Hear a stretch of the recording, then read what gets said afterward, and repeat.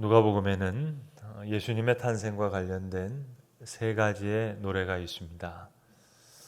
마리아의 노래, 두 번째 사가라의 노래, 그리고 오늘 우리가 읽은 본문에 나오는 시므온의 노래입니다.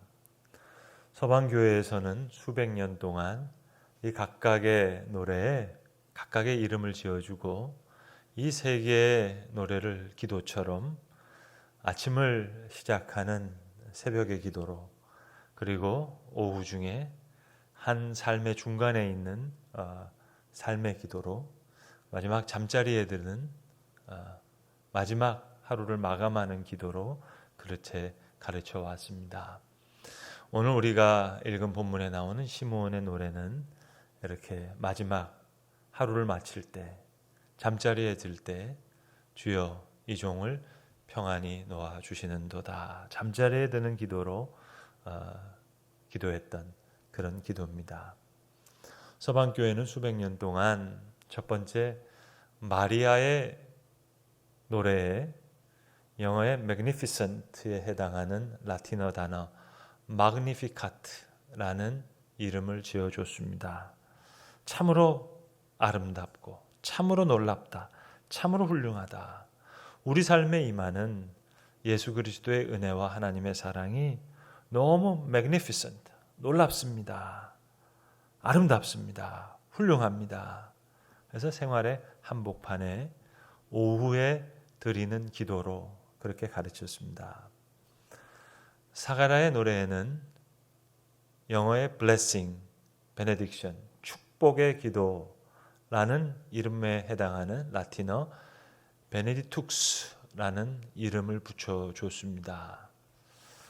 주 하나님을 찬양하리로다. 하나님께서 우리를 속량하시기 위해서 다윗의 집안에서 구원의 뿔을 일으키셨다 하는 축복의 말씀, 축복의 기도로 하루를 시작할 수 있도록 아침을 여는, 새벽을 여는, 하루를 여는 그런 베네딕투스 기도로 서방교회는 수백 년 동안 교우들을 가르쳤습니다.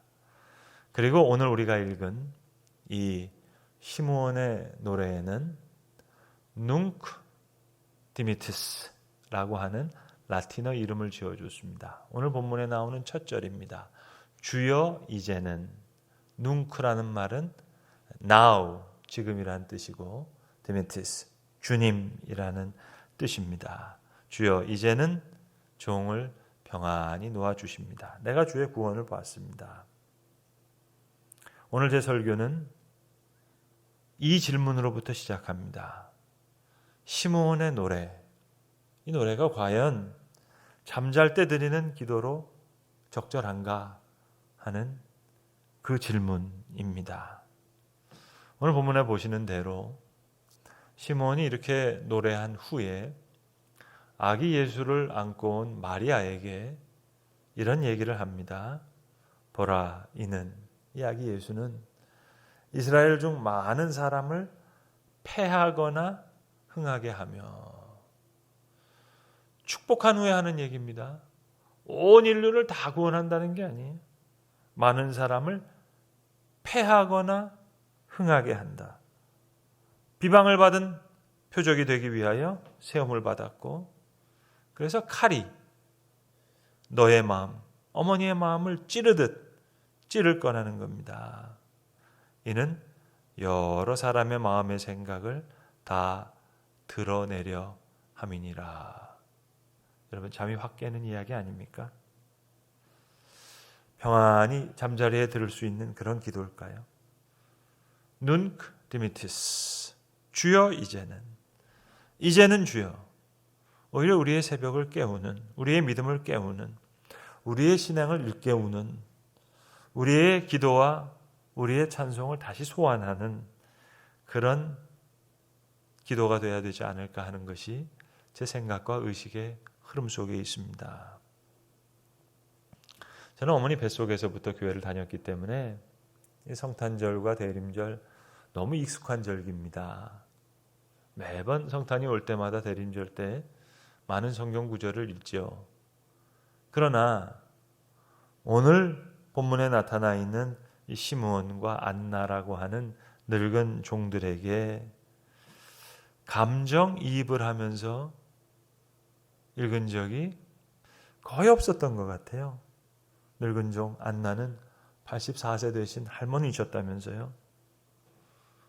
그러니까 감정이입 어려웠습니다. 그저 이 할아버지 할머니 참 복이 많으시다. 평생의 기도 열심히 하시고 성전을 중심으로 해서 이렇게 참 복되게 사시다 보니까 이렇게 살아생전에 예수님의 모습을 직접 볼 수 있는 이런 복을 누리시는구나. 그 정도 생각한 거죠. 그래, 기다림이란 참 복된 것이지. 그 정도로 시몬과 안나를 생각한 정도였지. 감정이입을 해서 이분의 입장이 나의 입장이 되고 이분들의 이야기가 나의 이야기가 되고 솔직히 그러지는 못했습니다. 그러나 오늘 눅 디미티스, 주여 이제는 주여, 이 기도의 자리를 좀 다시 잡아드리고 싶은 그런 생각이 들었습니다. 요즘 여러분 코로나 때문에 많이 힘드시죠. 코로나 블루라는 신조어가 생길 만큼 참 남녀노소 할 것 없이 우리 다 우울감을 느끼고 우리의 삶이 좀 위축됩니다. 여러분 코로나 때문에 어렵기도 하지만 사실 코로나 때문에 핑계하기도 좋거든요. 코로나 때문에 어렵다 그러면 그래 어렵지. 마치 고3 되면 나 공부해야 돼. 그럼 모든 게 올스탑입니다. 그래 공부해야지. 여러분 고3은 심부름 좀 하면 안 됩니까? 네, 나 공부해야 된다니까. 그러면 그래 그렇습니다. 눅 디미티스. 과연 잠잘 때 드려지는 기도, 아기 예수를 만나니까 너무 행복해서 평안하게 드리는 기도일까요? 글쎄 옳습니다. 말씀드린 대로 34절과 35절에 많은 사람을 패하거나 흥하게 하며 비방을 받는 표적이 되기 위해서 세움을 받았기 때문에 칼이 너의 마음을 찌르듯 할 것이다. 그 이유는 모든 사람, 여러 사람의 마음의 생각을 드러나게 하기 위해서 아기 예수를 안고 그냥 평안한 가운데 그저 흰 수염을 쓸어내리면서 웃으시면서 하는 그 할아버지의 모습이 아니잖아요. 축복한다 그러면서 그 어머니에게 해주는 말씀입니다. 많은 사람을 패하거나 흥하게도 한다. 크리스마스 캐롤 같이 즐거운 노래가 아니에요. 산타클로스 할아버지처럼 모든 사람에게 선물을 준다는 얘기도 아닙니다. 많은 사람을 패하거나 흥하게 하고요. 여러 사람의 마음의 생각을 드러나게 하기 위해서 이런 아픔이 있을 것이다 하는 말씀. 대단하신 할아버지 아닙니까? 렘브란트가 그린 많은 그림 중에 맨 마지막에 그린 그림이 있는데요. 그 그림에 제목이 붙어 있습니다. 그 그림의 제목이 바로 눅 디미티스입니다. 시몬 눅 디미티스. 렘브란트는 1669년에 세상을 떠납니다. 그가 죽던 해에 그리기 시작했던 미완성으로 남은 그의 유작입니다. 렘브란트는 여러분 그 이야기가 너무 유명해서 많은 분들이 잘 아시지만 최고의 화가였어요. 살아 있었을 때에 당시에 모든 명성을 다 얻었어요. 부를 다 얻었다고요. 유럽에 있는 호사가들이 다 렘브란트가 그려주는 초상화를 갖고 싶어 했어요. 그래서 엄청난 부자가 됐습니다. 엄청난 돈을 벌었습니다. 그래서 명문가의 딸과 혼인하고요. 그런데 살아생전에 천국과 지옥을 다 경험했어요. 사랑하는 아내가 죽고 재혼을 합니다. 그러다가 그 당대에 그렇게 인기 있었던 사람이 그림이 안 팔리는 거예요. 파산을 합니다. 혹독한 생활고를 겪습니다. 그런 와중에 자녀가 6명이 있었는데 5명이 자기보다 먼저 죽습니다. 이런 끔찍하고 절망스러운 상황 속에서 그가 죽기 전 2년 전에 1667년부터 그 유명한 돌아온 탕자의 그림을 그리는 거예요. 지금 저 러시아 생페테르부르크의 헤미타지 박물관에 걸려있는 그 그림을 1667년에부터 이제 그리기 시작합니다. 한 2년 동안 그리는데, 그리고 68년에 그가 제일 사랑했던 아들 티투스마저 먼저 세상을 떠나요. 그리고 돌아온 탕자, 이 유명한 작품을 완성하고 1669년 다시 그리기 시작한 작품이 바로 이 눅 디미티스입니다. 시므온에 대한 그림이에요. 렘브란트가 그린 다른 그림 중에도 시므온은 나옵니다.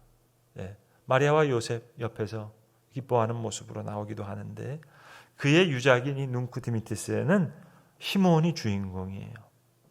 렘브란트 특유의 명암법에 극대화돼서 잘 안 보이는 듯한 거의 감은 눈으로 아기 예수를 바라보고 있습니다. 근데 시므온의 얼굴이 환하게 비쳐와요. 시므온의 얼굴이자 렘브란트 자신의 얼굴이었겠죠.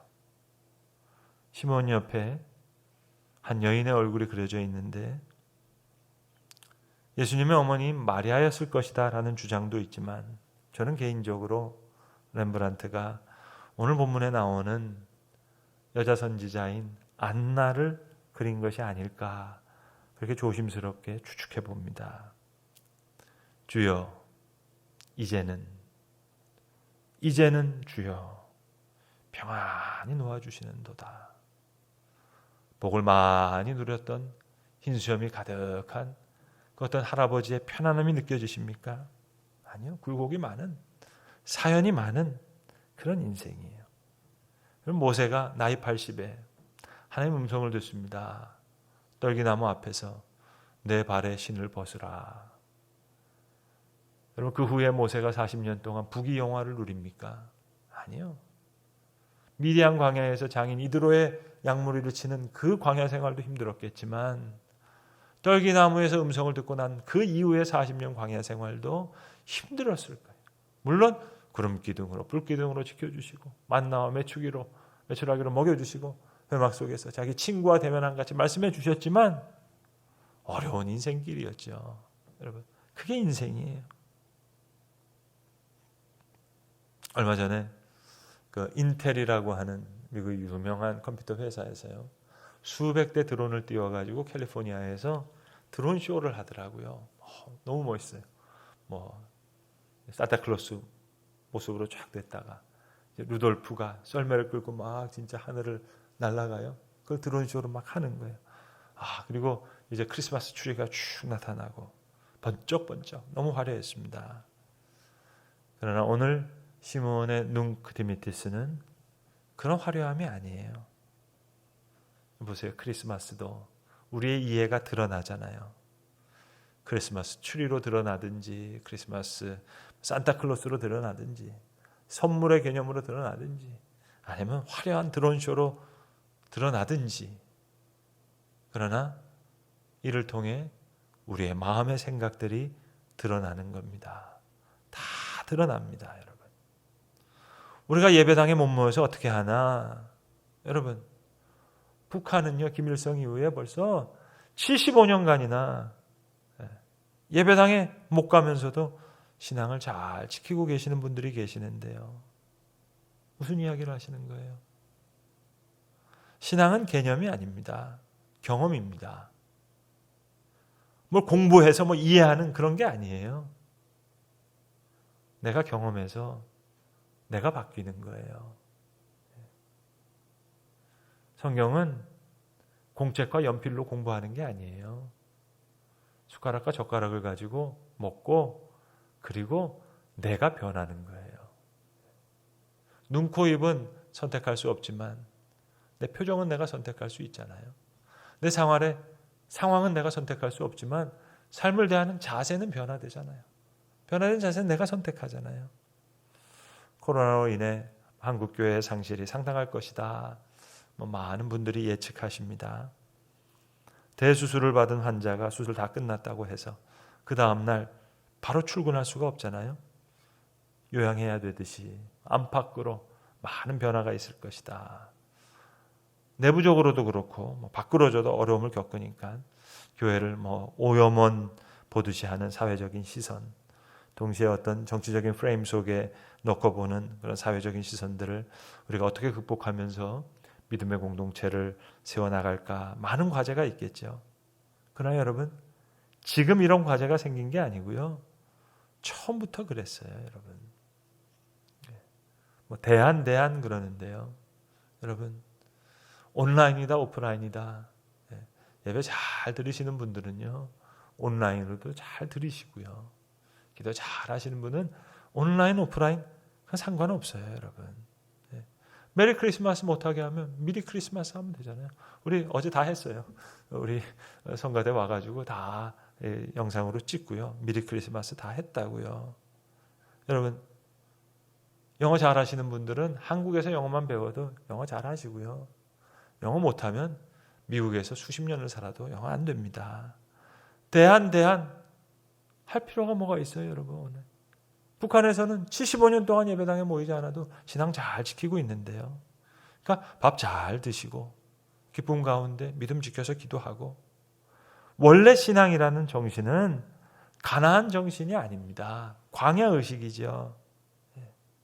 광야의 순례, 원래는 이동하니까 짐이 많을 필요가 없어요.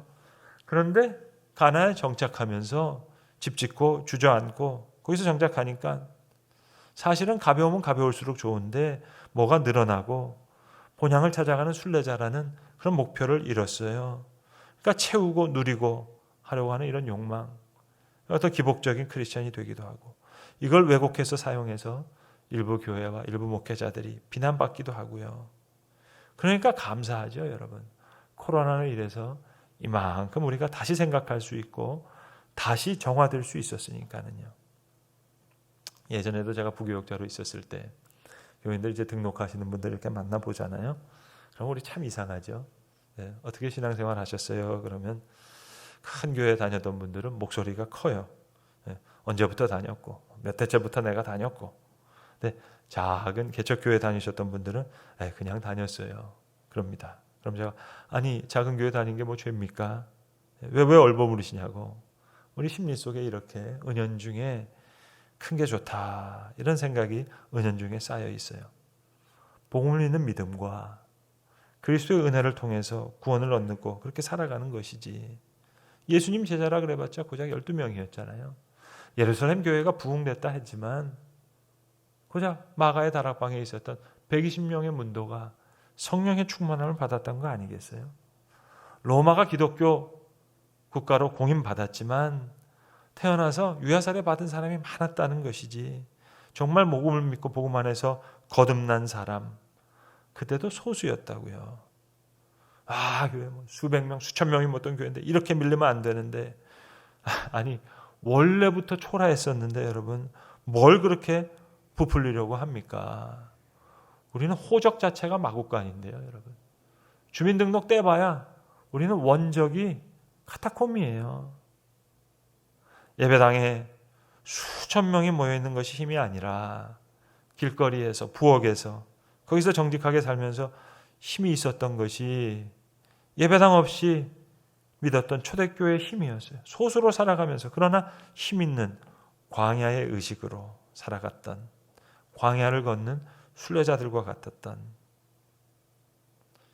시몬 눈 크디미티스. 잠자리에 들면서 하는 기도 아닙니다. 우리의 믿음을 깨우는 기도예요.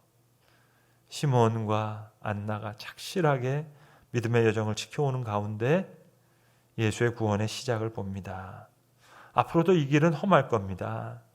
그래서 아기를 안고 온 예수의 어머니에게 축복하면서 하는 얘기예요.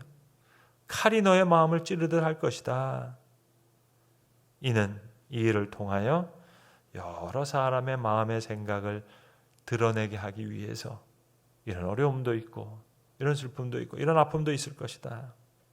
여러분, 코로나 때문에 다 드러났잖아요. 이 사람이 이해의 사람인지 아니면 비난의 사람인지, 중국 때문이냐? 신천지 때문이냐? 대구 사람 오지 말라 그래라. 그랬더니 이제는 대구 사람들이 수도권에서 오지 말라 그러잖아요. 코로나15 그 낙인이 무서워서 코로나보다 그 낙인이 더 무섭다면서요. 그러니까 여러분 혹 확진자가 생겨도 이제 비난하지 말 것입니다. 왜? 노력해도 무증상으로 전파 이거 어려운데요. 그렇게 애썼는데 참 애석하게 걸렸구나. 그렇게 이해해 줘야지요. 이해와 긍휼의 사람인지 아니면 교만과 비난의 사람인지 드러났습니다. 여러분 기다림이란 단순한 희망 고문이 아닙니다. 신앙은 희망 고문이 아니에요. 잘 되겠지. 저 인천에 배만 들어오면 되겠지. 잘 될 테니까 잘 기다리라고. 그거 아닙니다, 여러분. 그러면 쨍하고 해 뜰 날 돌아온다고 하는 트로트 가사와 뭐가 다릅니까? 기다림이란 뭐냐? 신앙의 기다림이란 뭐냐? 집에서 기다리는 거예요. 기다리는 사람 만나러 길을 떠나면 그때부터 그는 기다리는 사람 아닙니다. 탕자의 아버지가 아들이 돌아오기까지 자기 집 문간을 떠나지 않잖아요. 전쟁터를 떠난 아들 기다리기 위해서 늙은 어미가 낡은 집에서 기다립니다. 시몬과 안나도 예루살렘에서 예수를 만났지 베들레헴에서 만나지 않았어요. 그들의 삶은 예루살렘이었기 때문에. 여러분, 그러면 기다림으로 구원을 이룰 수 있느냐? No. Mission impossible. 그건 불가능한 거예요. 기다림은 만남을 지향하지만 구원은 그 만남은 내가 성취할 수 있는 것이 아니라 성취되어지는 거예요. 그 만남은 우리에게 임해지는 거예요. 은혜로 주어지는 거예요. 그러니까 우리는 내일에 속한 사람을 기다리면서 몸과 마음을 지금 여기에 착실하게, 여러분 착실이라는 말을 한자로 어떻게 쓰지요? 착, 붙을 착자예요. 도착할 때 이르를 도에다가 거기 붙을 착자를 쓰잖아요. 그 착자예요. 실은 열매 실자. 그게 착실한 거예요. 오늘 시므온과 안나 착실하게 기다리는 사람이에요. 아직 오지 않은 사람 기다리다가 몸이든 마음이든 지금 여기서 떠나면 삶이 흔들립니다. 예루살렘을 떠났다면 그들은 아기 예수를 만나지 못했을 거예요. 여기를 떠나서 이루어질 수 없는 것이 기다림입니다. 찾는다고 찾을 수 있는 게 아니에요. 기다림은 만남을 지향하지만 만남을 개런티하는 건 아니에요. 만남은 내가 성취할 수 있는 성질의 것이 아니에요. 만나 주셔야지 만나죠. 만남은 임하는 거예요. 만남은 성취되어지는 거예요. 시므온은 의롭고 경건하게 살면서 성령의 약속을 믿고 날마다 성령의 이끄심을 받았다는 사실은 그가 착실하게 메시아를 기다렸다는 얘기입니다. 안나도 성전을 떠나지 않고 밤낮으로 금식하고 기도했다. 그가 선지자였기 때문에 선지자의 일을 했다는 거예요. 만약 그가 선지자가 아니라 길쌈하는 여인이었다면 그는 밤낮 자기 집에서 길쌈했을 겁니다. 그런 얘기예요. 하나님께서 주어진 그 일에 착실하게 순종했다는 거예요. 팔복 중에 마음이 청결한 자는 복이 있나니 저들이 하나님을 볼 것임이라 했잖아요, 여러분. 어떻게 우리가 하나님을 볼 수 있을까요? 안경을 깨끗하게 하는 거는요, 가만히 생각해 보세요. 안경 몫이 아니에요. 안경 주인 몫이지. 내가 나를 깨끗하게 할 수 있을 것 같으세요? 불가능이에요. 미션 임파서블이에요. 내가 어떻게 나를 깨끗하게 해요? 하나님께서 나를 깨끗하게 해주셔야 되는 거죠. 구도자는 내가 그 도를 찾는 게 아니에요.